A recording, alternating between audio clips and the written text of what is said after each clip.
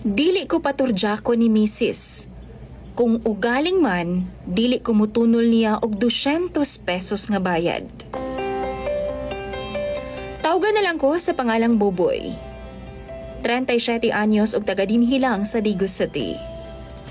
DJ Sam, akong problema karon ay kabahin ni sa akong asawa nga grabe kanaong og kwarta. CNN. Doon na nami duha ka mga anak, DJ Sam, og ambot lang, nalibog ko aning iyang tirada. Sa kinabuhing minyo, DJ Sam, diba, kabalo naman jud ta nga basic jud ang ana-ana.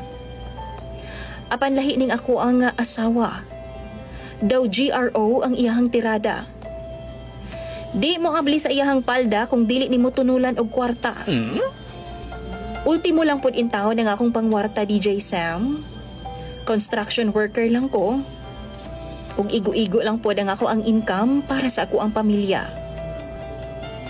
Apan lagi, kay mo barog man gyud ning atua, kapila sa usa ka semana.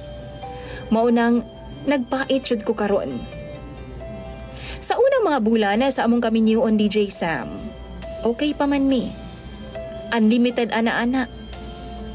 Pero sukad nga nangayo siya og pang rebond nako.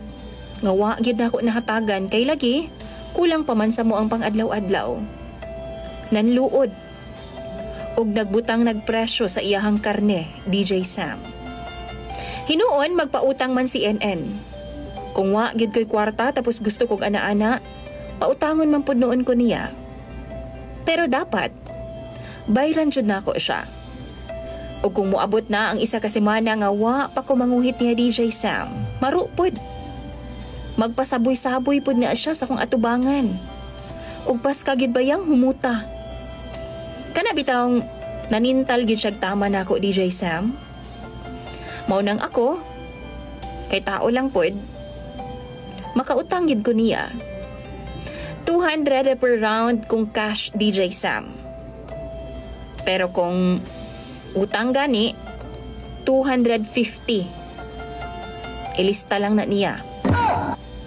Ang problema nako karon, DJ Sam, kay lagi tungod sa kadaghan na pod sa kuang na utangan sa gawas o ginabayran pa pod nako karon, maunang na-delay jud ko og bayad niya.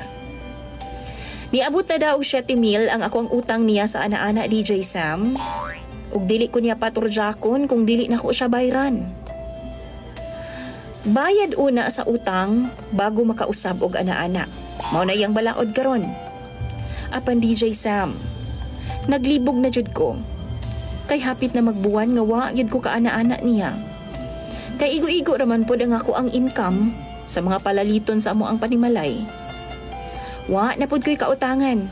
Kay halos nalukop na pod nako ang nagpaarawan sa amoa. Di jud ra ba mapugos, DJ Sam? Mao nang makapangutan ako ninyo.